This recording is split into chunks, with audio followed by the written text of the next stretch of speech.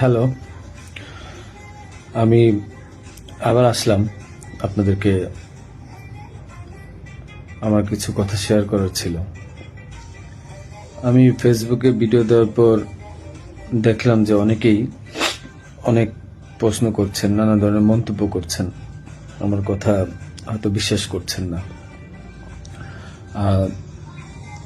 অনেকের একটা প্রশ্ন ছিল যে আসলে আমি দেশে আছি বা আসলে দুবাই যাইনি। আমি একটু খুলেই বলি, কারণ এই 15-20 দিন পরে যেহেতু আমি বলছি, আমি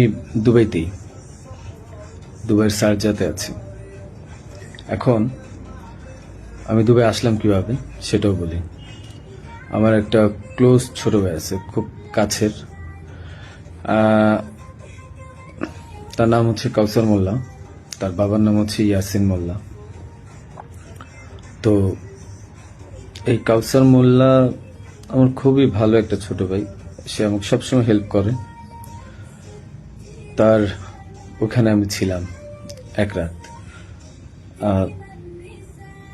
এক রাত ছিলাম, কারণ ওখানে থাকার পিছনে কারণ হচ্ছে মানে তার সাথে আবার আমাদের যে র্যাব 2, সেখানে খুবই ভালো সম্পর্ক। তার ওখানের একটা এএসআই আছে তুষার নাম, তার সাথে খুব ভালো সম্পর্ক থাকার কারণে সে কিন্তু প্রথম আমাকে ফোন দিয়ে জানায় যে ভাই এই ঝামেলা হয়েছে, আপনি জানতে পারছি, আপনি আমার বাসায় আসেন, এরপরে আমি আপনাকে দেশের বাইরে পাঠানোর ব্যবস্থা করব। তো আমি পরে বুঝতে পারিনি, পরে ফেসবুকে দেখলাম, দেখার পরে সে আমাকে লিঙ্ক দিল, দেখার পরে আমি তার ওখানে চলে যাই এবং এক রাত তার ওখানে ছিলাম। তার বাবা ইয়াসিন মোল্লা মোটামুটি পাওয়ারফুল লোক, আর টাকা পয়সা আছে অনেক। তো এই কাউসার যেহেতু র্যাবের সোর্স হিসেবে কাজ করে, তো সে আমাকে হেল্প করছে, অনেক হেল্প করছে, আমি ওখান থেকে চলে আসতে পারছি। আর এই কাউসারই কিন্তু আমাকে হাদির সাথে পরিচয় করে দিছিল। আমার কাজের জন্য কাউসার মোল্লা আমাকে হাদির সাথে পরিচয় করায় দেয়। আমি তার নামটা কেন বললাম, কারণ আমার তাকে সন্দেহ হয়েছে। সে আমাকে দেশ থেকে করছে, সেভ করছে, সবকিছু করছে। যেহেতু কাজটা আমি করি নাই, সে জানতো যে আমি কখন হাদির কাছে যাই, কি করি না করি, সবই জানতো। কারণ আমার কাজের জন্য আমি যাচ্ছিলাম, এটা সে জানতো। যেহেতু সে আমাকে পরিচয় করে দিচ্ছে, তাকে আমি, সে নিজেকে এখন ওই নাহিদ সার্জিস, তারপর আপনার হাদি, এদের খুব ক্লোজ আমাকে বলছিল। সেই বিদায় আমি তাকে বারবার বলছিলাম যে আমাকে তাহলে একটু পরিচয় করায় দেন আমার কাজটার জন্য, আমার কাজটা তো এখন দরকার, কারণ আমার প্রতিষ্ঠানে কোনো কাজ নেই। তো সে আমাকে পরিচয় করায় দেয়, কিন্তু যখন সে, আমি জানি না, ওখান থেকে চলে আসার পর, বিদায় নিয়ে চলে আসার পর হাদি গুলি খাইছে এবং সে আমাকে আশ্রয় দিছে এবং সে আমাকে সেফ এক্সিট করে দিছে। আর সে র্যাবের সোর্স হিসেবে কাজ করছে। যখন এগুলো আমি মিলাইলাম, তখন আমার কাছে মনে হলো যে সে অনেক কিছু জানে। তাই আমি তার কথাই বললাম যে আপনারা একটু, আমি বাংলাদেশের পুলিশ প্রশাসনকে বলবো যে আপনারা একটু কাউসার মোল্লা আর তার বাবা ইয়াসিন মোল্লা, এই দুজনকে একটু জিজ্ঞাসাবাদ করবেন যে আসলে মূল ঘটনা কোথায়, আমাকে কেন, আমার মনে হচ্ছে তারা আমাকে ফাঁসাইছে। তো এটা গেল। তাদের সাথে জড়িত র্যাবের সোর্স হিসেবে সে কাজ করে, তাদের সাথে জড়িত র্যাব 2 এর তুষার নামে একজন এসআই আছে, আপনার তাকেও জিজ্ঞাসাবাদ করবেন। এখন আমি আরেকটা কথায় আসি। আপনারা বলছেন যে আমি কেন দেশ ছেড়ে চলে গেলাম। আরে ভাই, আমি তো মানুষ, আমি ব্যবসা করে খাওয়া ছেলে। দিন শেষে দেখা যাবে যে আমি দেশে থাকবো, আপনারা আমাকে মব করবেন। তো যেহেতু মবের যুগ চলতেছে এখন, 5ই আগস্টের পর থেকে আপনারা মবের একটা যুগ নিয়ে আসছেন, তো আমি কিভাবে মানে দেশ না ছেড়ে আসি? আর আমাকে তো কালচারই বলছে যে আপনি দেশ ছেড়ে চলে যান, আপনি দেশে থাকলে অনেক ঝামেলা হবে।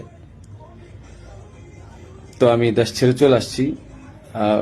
পরবর্তী জানতে পারছি এই কাউসার র্যাবের সবার সাথে ঘুরে ঘুরে মানে মোটামুটি র্যাবকে ব্যস্ত রাখছে এবং আমার ফ্যামিলিকে সেই মোটামুটি ইনফরমেশন গুলো দিচ্ছে। তো আমি বারবার বলছি যে আপনারা কাউসারকে ধরেন।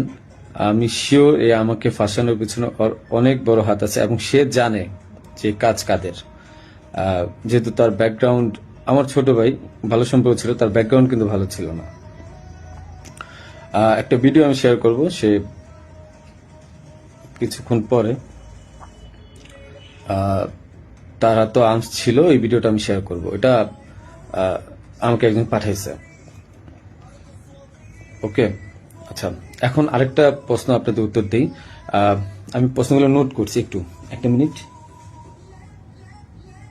আচ্ছা, আমার ব্যাংকের যে ট্রানজেকশন, হ্যাঁ, আমার ব্যাংকের যে ট্রানজেকশন আমি বলি, আমি সরকারি কাজ যেহেতু করি, আমার ব্যাংকের ট্রানজেকশন প্রতি বছর যে টার্নওভার, এই প্রতিটা টার্নওভারের ভ্যাট ট্যাক্স দেওয়া, আমি প্রুফ দেখাই আপনাদেরকে। আহ, প্রতিটারই ভ্যাট ট্যাক্স দেওয়া। অ্যান্ড আমি ব্যবসা করি 2010 সাল থেকে। তো আমি ট্যাক্স দেওয়া শুরু করেছি মেবি 14 সাল থেকে, হ্যাঁ। তো ওসব কাগজগুলো নাই, একটা দুইটা বছরের খুঁজে পাইছি। এই যে দেখেন, 2022 সালে আমার 21 লাখ টাকা ট্যাক্স দেওয়া ছিল, এবং 2023 সালে আমার 66 লাখ টাকা, এবং এই বছর কিন্তু আমি 9 লাখ টাকা, ব্যবসা এত ভালো ছিল না, 9 লাখ টাকা আমি ট্যাক্স দিয়েছি। ঠিক আছে, আপনাদের আরো কিছু প্রশ্নের উত্তর দেব আমি।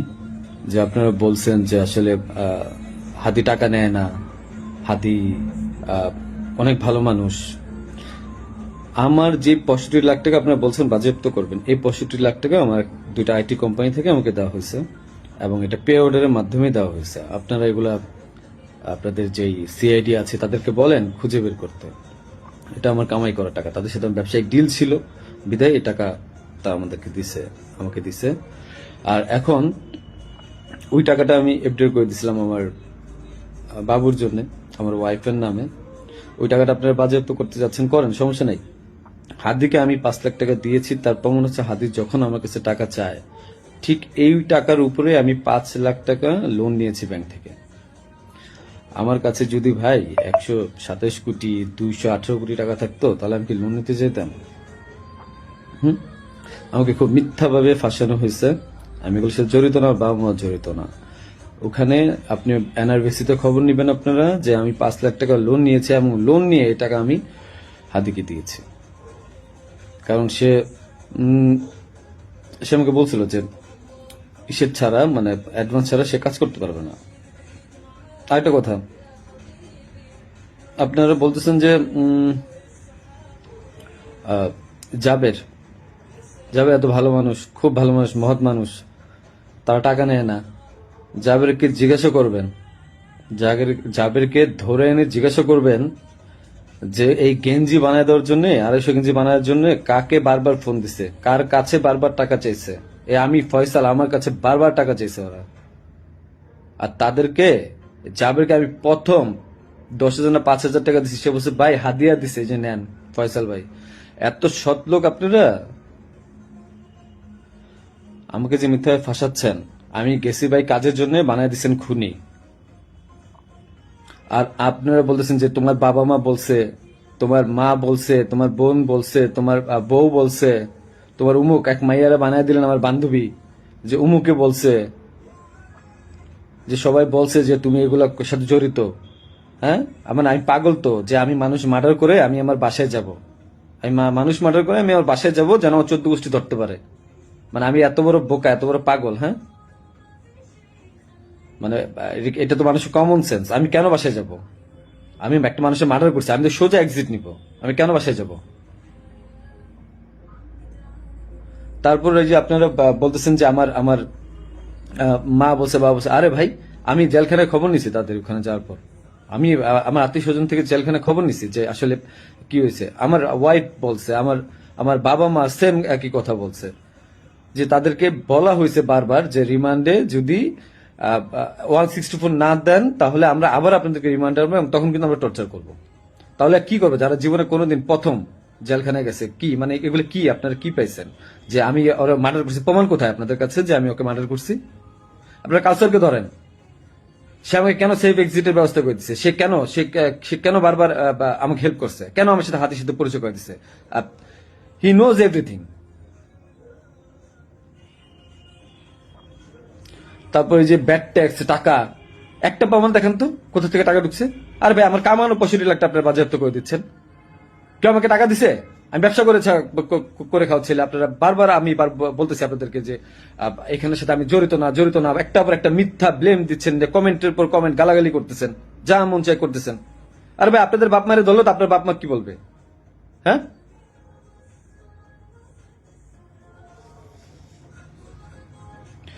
যে আপনাকে জিজ্ঞাসা করেন যে গেঞ্জি কার কাছ থেকে বাঁধিয়েছে, পতাকা কার কাছ থেকে বাঁধতে চাইছে, জিজ্ঞাসা করেন। এই খুনির বিচার হবে। আমাকে ফাঁসানোর চেষ্টা করছেন, করেন, কি করবেন? শাস্তি দিবেন, দেন। আমার বাপ মাকে তারা তো কিছু করে নাই। হ্যাঁ, পুলিশ সব জানে। কোয়া থেকে পিস্তল উদ্ধার করছেন, আমার শ্যালককে ফাঁসায় নিয়ে গিয়ে কোথা পিস্তল উদ্ধার করে নিয়ে আসছে না? যা মন চায় পুকুর থেকে পিস্তল উদ্ধার করে নিয়ে আসছে, মানে এগুলা কি ফাইজলামি? হ্যাঁ, আমার বোনের বাসায় পিস্তল পাইছেন, গুলি পাইছেন। এই গুলি পিস্তল আপনারা বলতেছেন বারবার যে তার বাসায় চিপা। আরে ভাই ওই জায়গার মধ্যে মোবাইল ফালাই দিছিল, ওই জায়গায় আমার মোবাইল ফালাইছে। ওই মোবাইল আনতে গেছে, ওইটা বানাইছে গুলি পিস্তলের জায়গা না? বাসা থেকে কারো কাছ থেকে পাইছেন? কারো বডি রিকভারি পাইছেন আপনারা?